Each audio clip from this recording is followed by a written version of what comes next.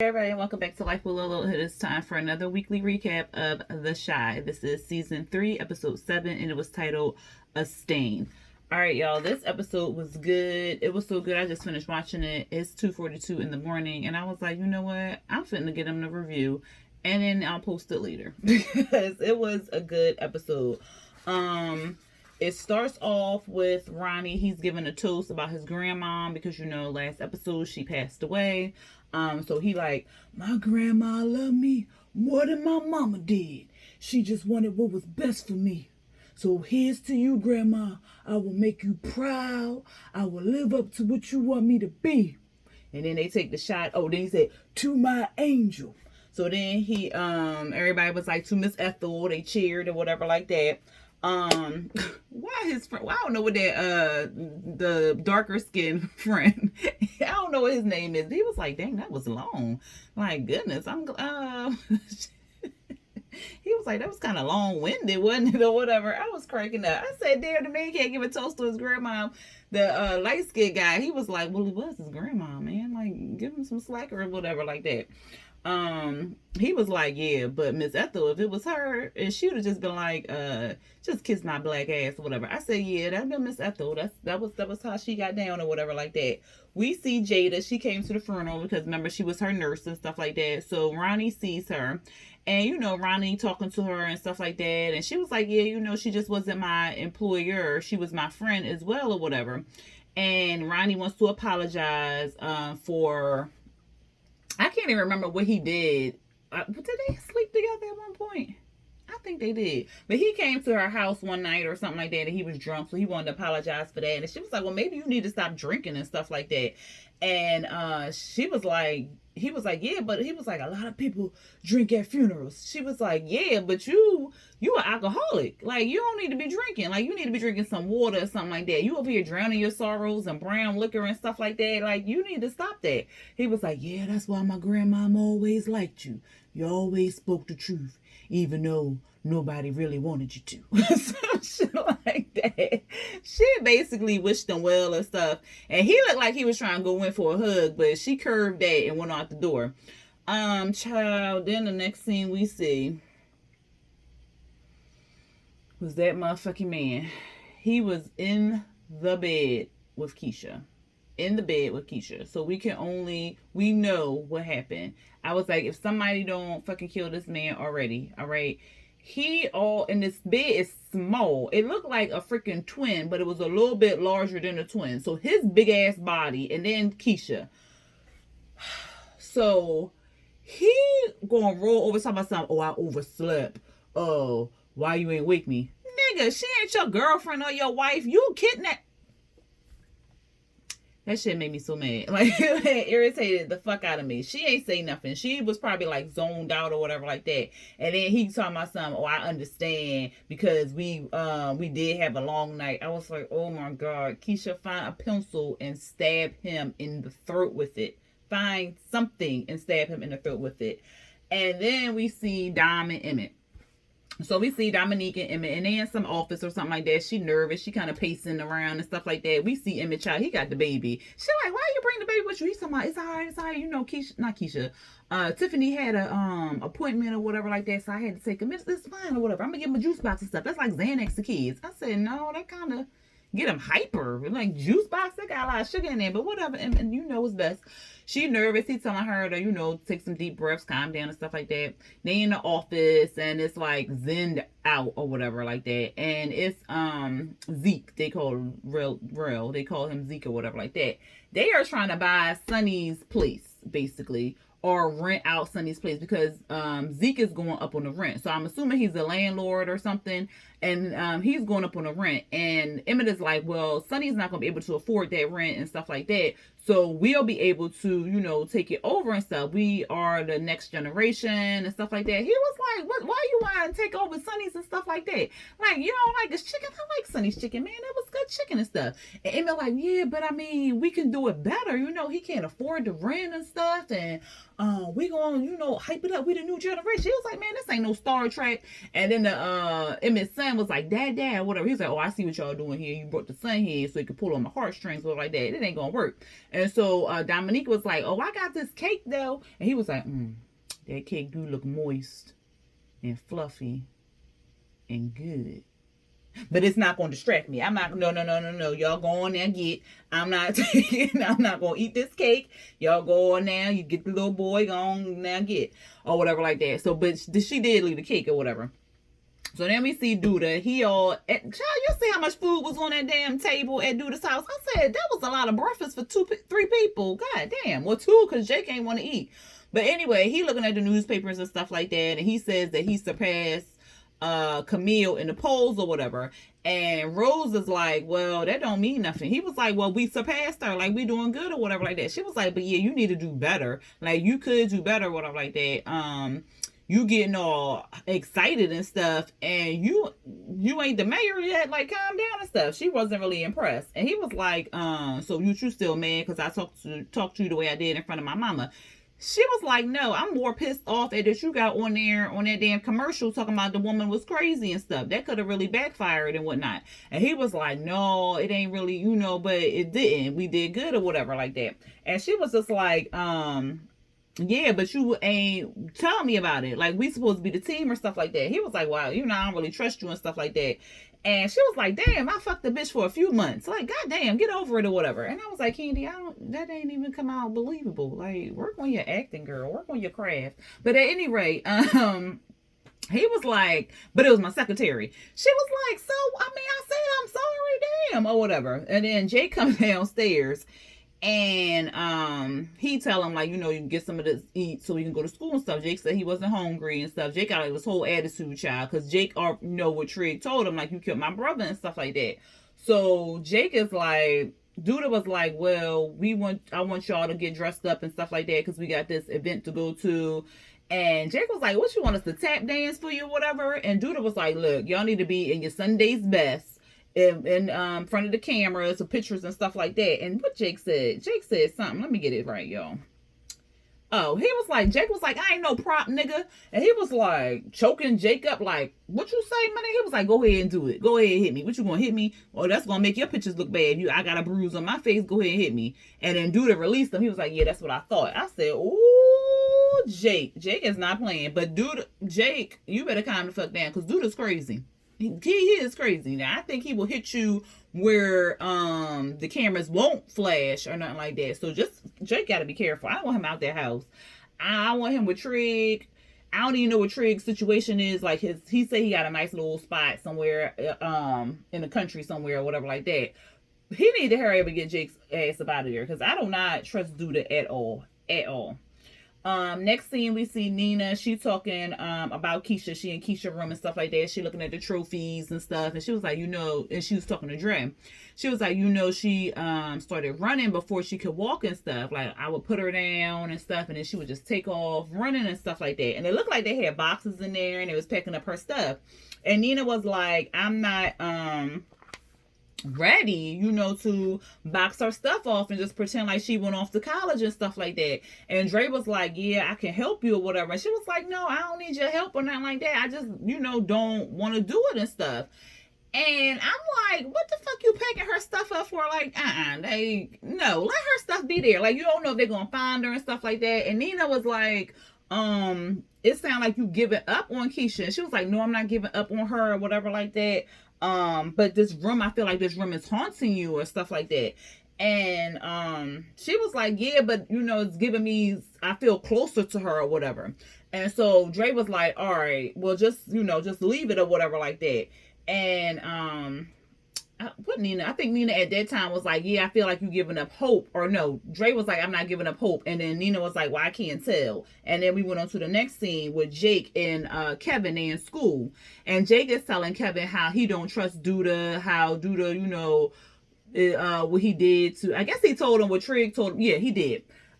He told him, we ain't see it on camera or like that, but I guess he told him, like, offline or whatever like that, what's his name? Duda killed Reg or whatever. So Jake was like, I can't trust him. Like, he been lying to me this whole time, and he just using me and stuff like that. And Kevin was like, well, I could have told you that, man. Like, he a politician, he lied. Like, don't you pay attention to history class? He was like, no, I don't pay attention to history class or whatever like that. Then Kevin still keeps seeing Gemma down the hallway a little bit. And so, Jake was like, why you keep looking at that bitch? Like, fuck that bitch. Like, she told all your business and shit, man. Like, fuck that bitch. And then she tried to buy you off with a fucking iPad. Like, fuck her. And then he walked off or whatever like that. Oh, and also Kevin had asked Jake, like, how he know Trig was telling him the truth. That's how I said he told him what Trig told him. And he was like, I don't know, like, why would he lie? Like, shit, I don't know. Then we see Jada, and she with her new boo. And she tonguing him down in the hallway and stuff like that. And then she invites him in and stuff. And then, child, she go inside the house. Tiffany and Emmett, they just lounging around. The living room just dirty. The baby just walking around playing with Jada wig. I was cracking up. Jada was like, I came home from Miss Ethel's funeral and I just want to change my clothes and y'all in here like this. Cause soon as she came in the door, they was like, oh shit, we cleaning up or all like that. And then Emmett was like, Miss Ethel dead? Like what? She was like, yes. Like, and so Thomas, he was like, or Tomas, he was like, we should pick this up where we left off later or whatever like that. She was like, yeah, I'll walk you out and make sure that baby don't play with my good hair or whatever like that. So she went out, and then Tomas was like, look, what is you doing? Like, why they just chilling up in there or whatever like that? And she was like, yeah, but they supposed to be moving out at the end of the month, and I know, like, she was kind of taking that for Emmett or whatever like that, because she was like, well, I know he don't really have no place to go, but I can't let my grandbaby be out there on the streets and stuff. And Tomas was like, look, your grandbaby not going to be on the streets. He's not going to be on the streets. She was like, yeah, you don't know my son or whatever like that. I know what I got to do and stuff. And he was like, well, you only, he can only do what you allow him to do, and you need to take care of yourself, basically. And she was like, yeah, I know. So then they said goodbye. She came back in and she was fussing and cussing at Tiffany and them. And Tiffany acting like she wasn't just sitting there lounging too. And Jada had to let her know, like, girl, you was just sitting here. You're not off the hook too.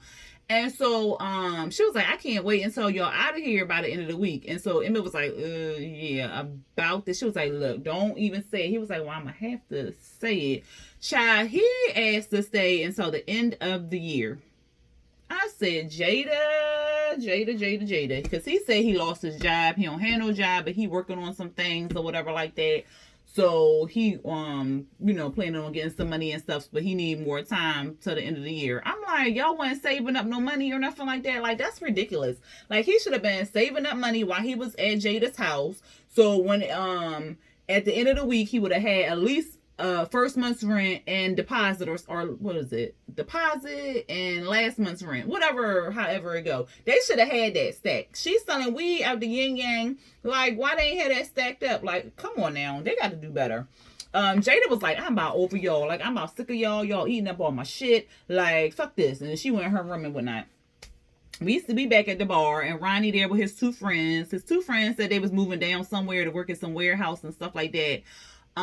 He handed them 2 beers, child, and they was like, look at this man, look at you, what you drinking over there? He was like, yeah, I think I'm gonna try to go sober.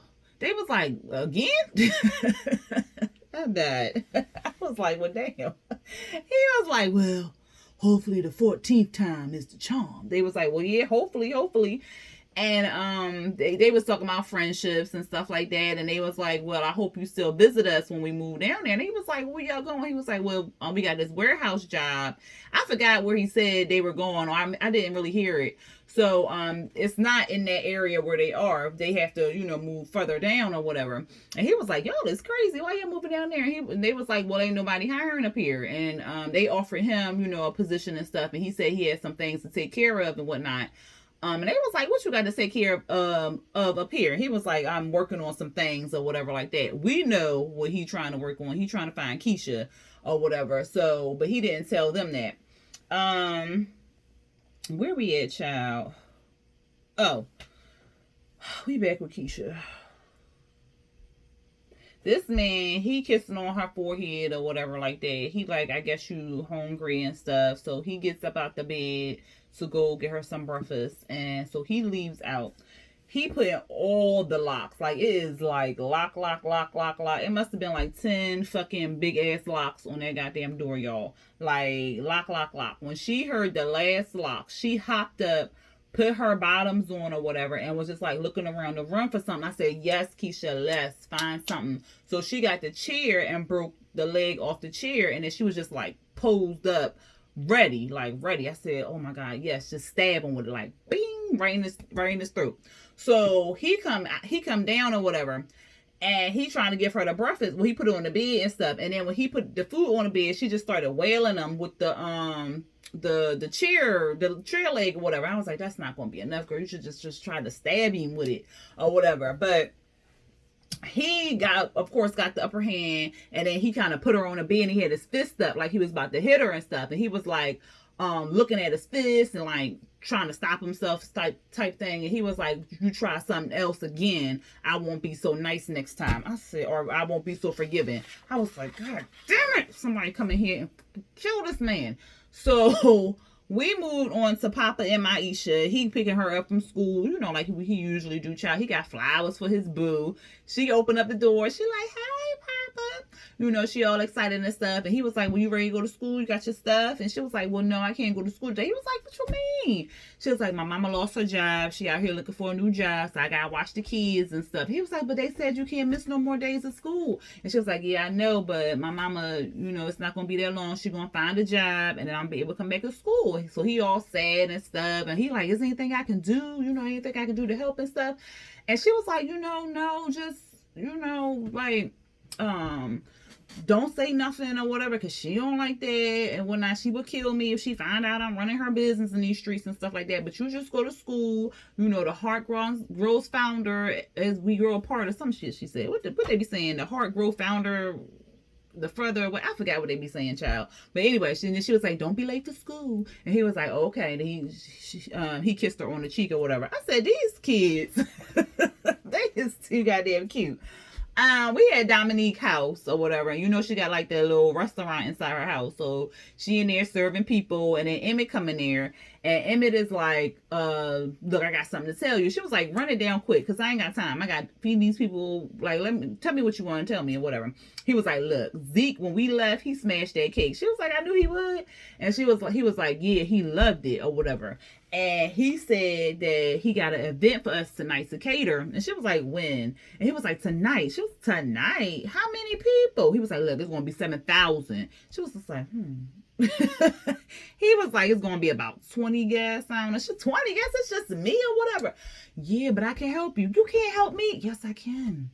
Anything you want. I got it. I said, Emmett. And the way he kept talking to her, I just knew something was gonna pop off, because he kept saying stuff like this road, like this, like they were a couple type thing. So I was just like, Lord. So then she was just basically like, look, you don't, because he was like, I'll do whatever you want or whatever like that. And she was like, look, work fast and just don't talk back. He was like, yeah, I'll do whatever you say. I was just like, oh God, Emmett, you finna get in trouble. You finna get in trouble. God damn, you can't stay faithful worth shit. Then we see Rose. She's shaving Duda's beard or whatever, and she's talking to him. She like, that boy think that you killed his brother or whatever like that. And he was like, I don't care what he say. And she was like, well, I mean, like, did you? He was like, that's my business. I ain't telling you my business or like that. She was like, well, you need to let me know so I can, you know, back you up or whatever. And he was like, well, I don't gotta tell you shit. And he was like, because that's my business. And she was saying, like, with this election, I need to know type thing. And he was like, well, oh no, because she said something about it was going to be Chicago's business or something. And he was like, well, some mayors before me have done worse or whatever. And she was like, yeah, but if he find out, you going to wake up to a knife at your throat or whatever. And he was like, he wouldn't dare. But he had that look like, she might be right. So he was looking. Then we see Nina, child. This scene was, child. We see Nina. She walk in. Dre, I was like, yo, I'm about sick of her ass, right? Because she in there, she packing up Keisha's stuff. Then Nina just say she don't want to pack this girl's stuff up. But Nina walk in there in Keisha's room and Dre packing up his stuff. She like, what the fuck is you doing? And Dre like, it's time. She was like, but I told you I'm not ready. She was like, yeah, but you never going to be ready. You And Nina was like, well, I'm holding out hope. And until I see her body or whatever like that, I'm holding out hope. I want my daughter back or whatever like that. She was like, yeah. She was like, yeah, but it's been 2 months she been missing and stuff like that. She was like, but I still got faith she gonna come back and stuff like that. It's not like you giving up hope and stuff like that. She was like, yeah, but you in here, you sitting in here for hours at a time, and me, I'm out here, and Kevin out here, and we need you too, or whatever like that. And I'm like, Dre, her daughter missing. Like, you have to understand. I understand, like, you feel like you missing out on your wife and stuff like that, but you have to be patient with her. Her freaking daughter is missing, and she don't know if she is dead or alive, or, you know, being tortured somewhere where she is. So you don't know. Like, come on, like, be more empathetic to her in this situation. Packing up her daughter's stuff and putting it in the box is not going to stop her from still thinking about her daughter and not being present in that relationship or whatever like that. So Nina was basically like over it, because she was just like, Dre was like, well, we don't want to lose you, we still need you and stuff like that. And she was like, well, who need me? You do. And so she told her to get out. Like, she got so mad at Dre, like, she told her get out, and Dre was like, I'm not going nowhere, this is my house too, or whatever like that. And at some point Dre told her that she needed to start the grieving process and all. Yeah, that's what made her snap. Like, start the grieving process? Like, what? Now you saying my daughter dead? So she was basically like, get out, I need you to get out, or whatever like that. She was like, no. Dre was like, no, I'm not getting out, we in this together, or whatever like that. This is what's best for us. And Nina was like, what's best for us or for you, or whatever. So she storms out. She goes into their bedroom, child, while she was packing up Dre's stuff. Why she had pulled that goddamn strap out that drawer, was like, take all your shit. I said, God damn. I said, bitch, why she had to pull the strap out the nightstand? That shit tickled me, because I was like, why they had to they just disrespected her on all grounds. You don't do that. You don't do that. You don't do that. No, you don't. You don't do that, okay?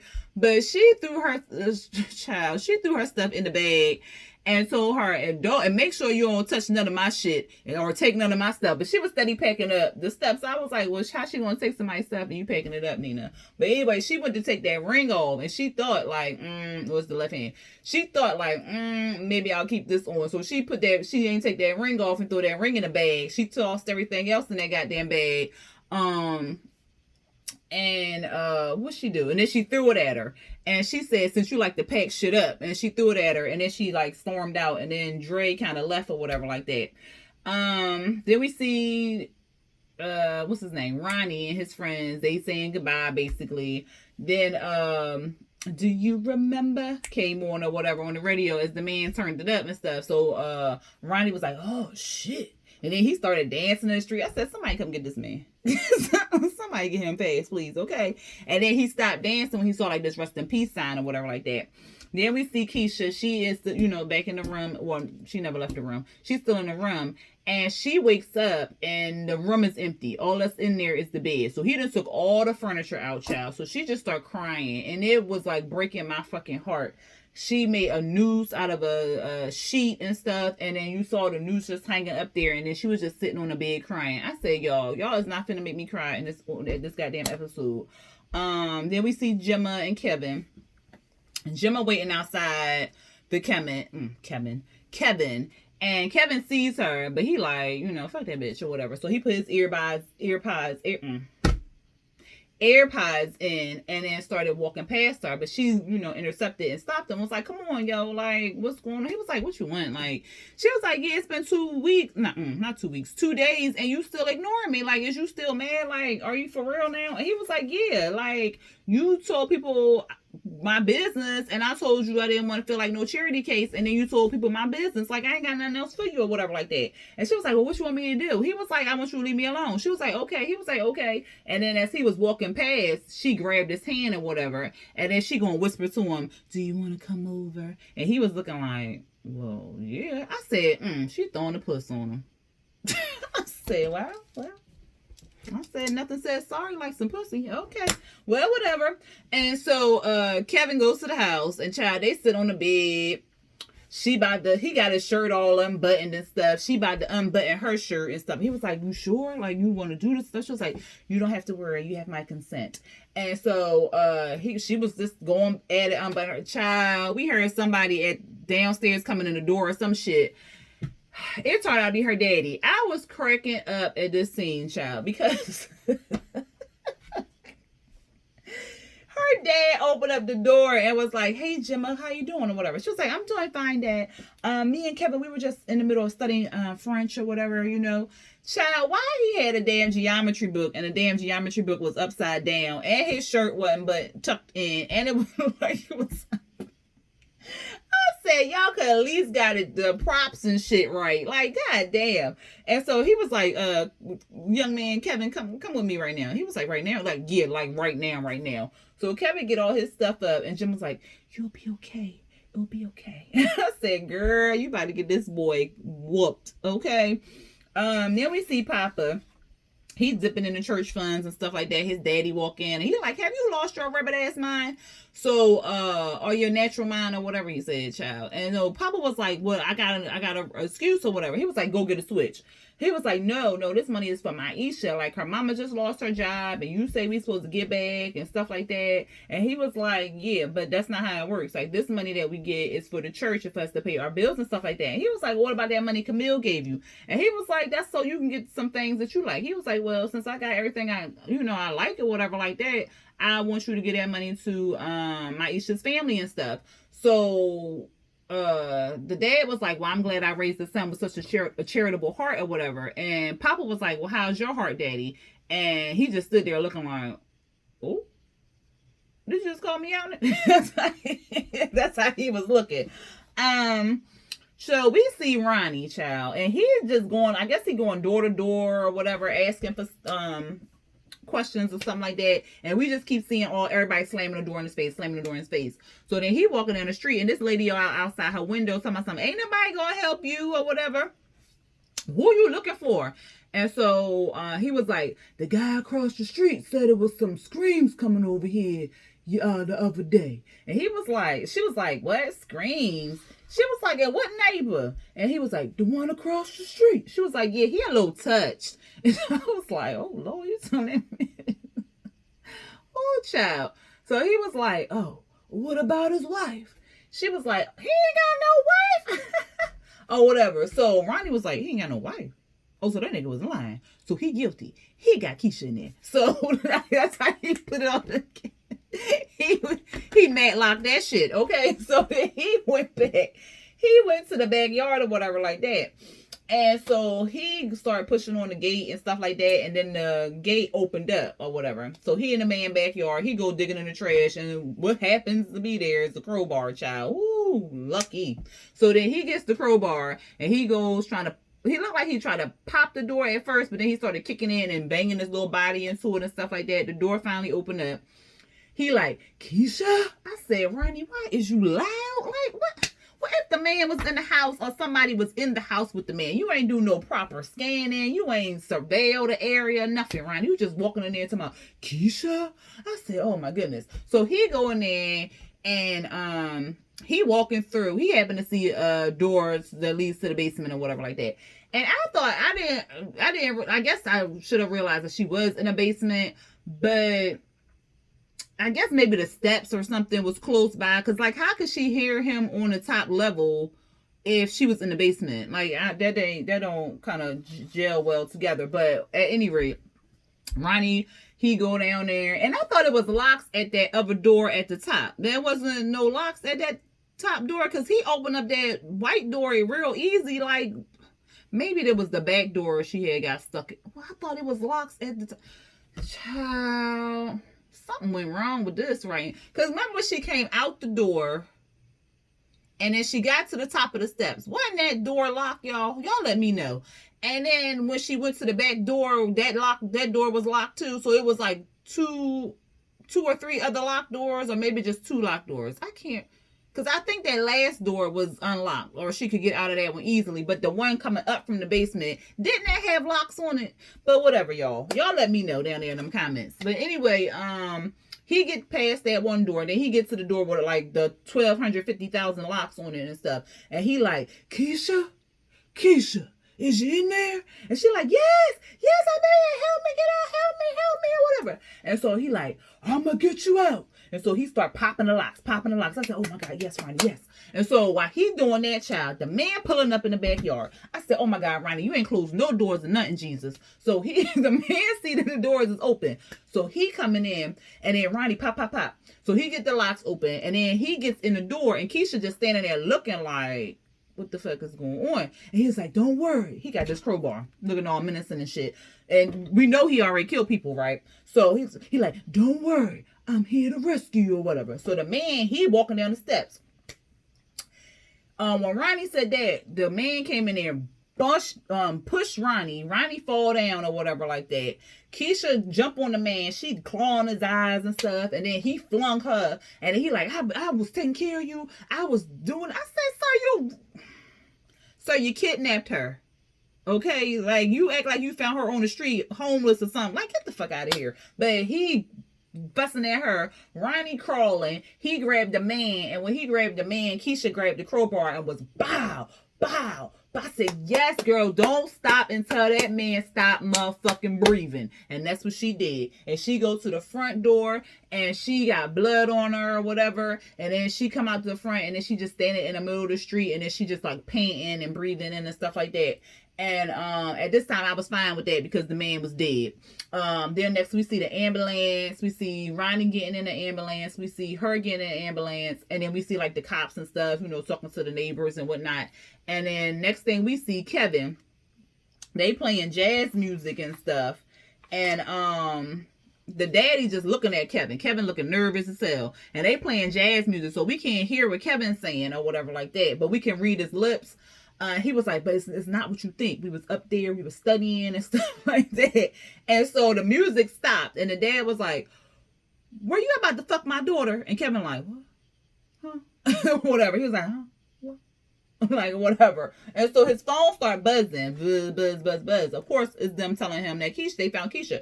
So he looked at the phone. He was like, oh my God, I gotta go. So he grabbed his stuff. He rushes out. He at the hospital. He go and see Nina, and he like, is it really her? Like, is it really her? She was like, yes, it's really her or whatever. And then she just hugs him.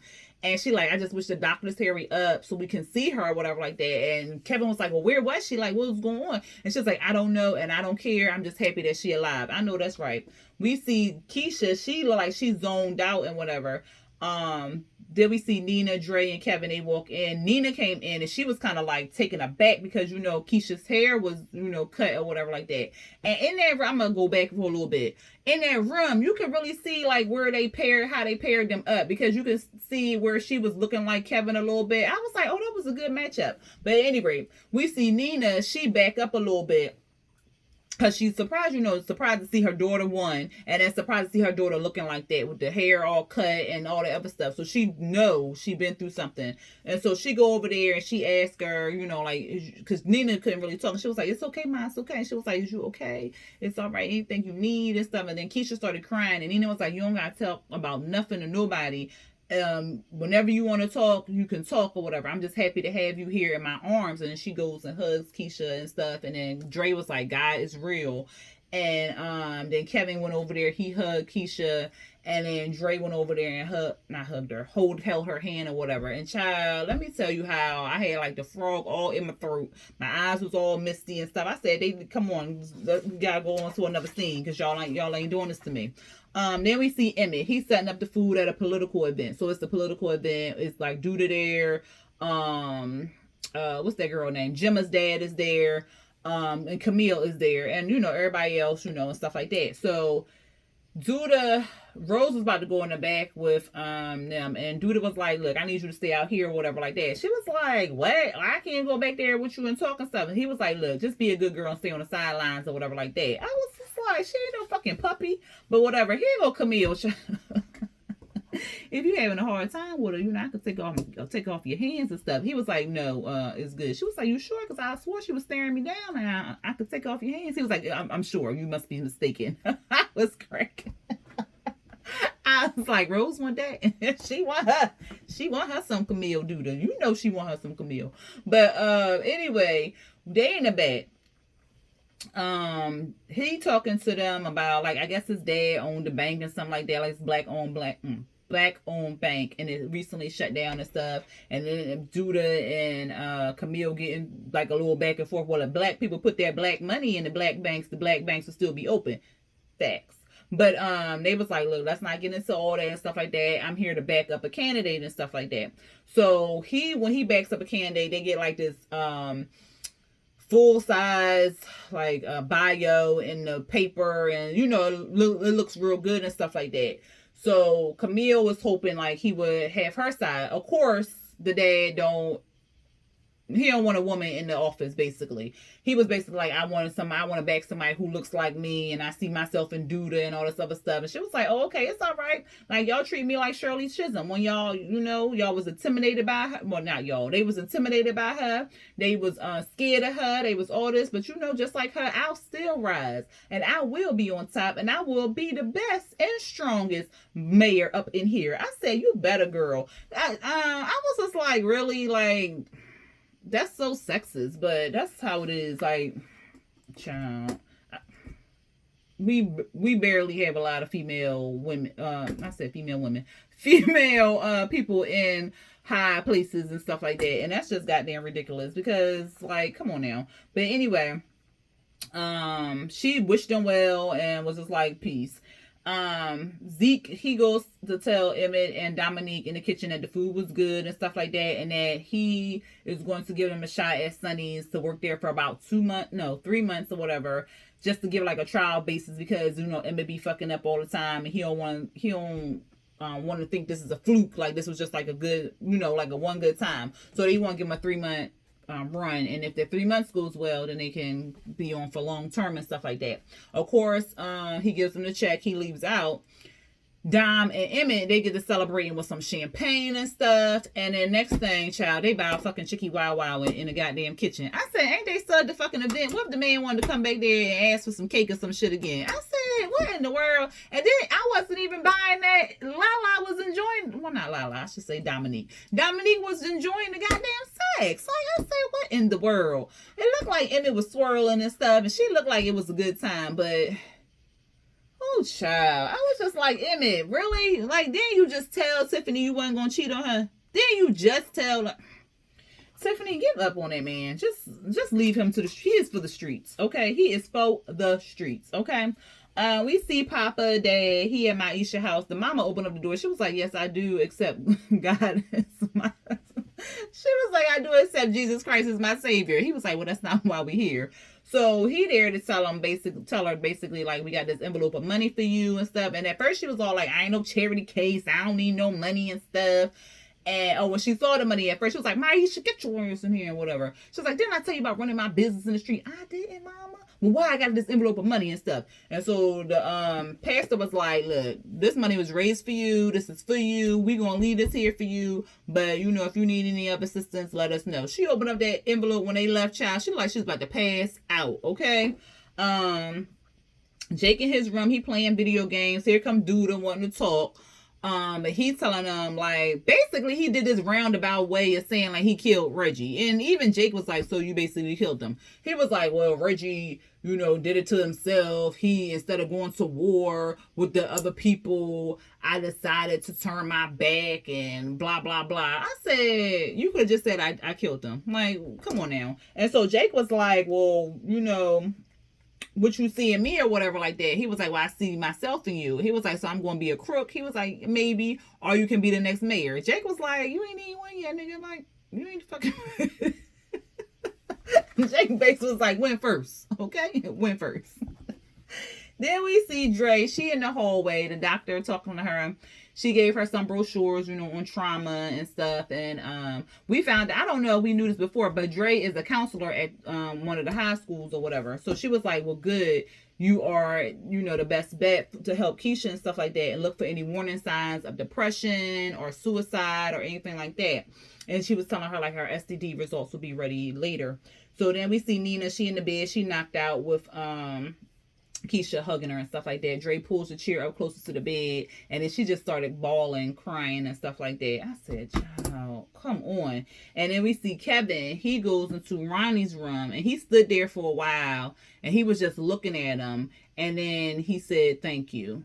And Ronnie nodded his head, and then it went off. And that was it, y'all. I was just like, this episode was so good. I was so happy that they sent Keisha back home, and she wasn't like dead. You know what I mean? I'm glad they did not kill her off, because that'd have been like tragic. I'm glad she wore that man out. I hope she killed his ass. Like, I legit hope she killed his ass, so he won't get out on no fucking technicality or no shit like that and be able to hurt nobody else. Like, ugh.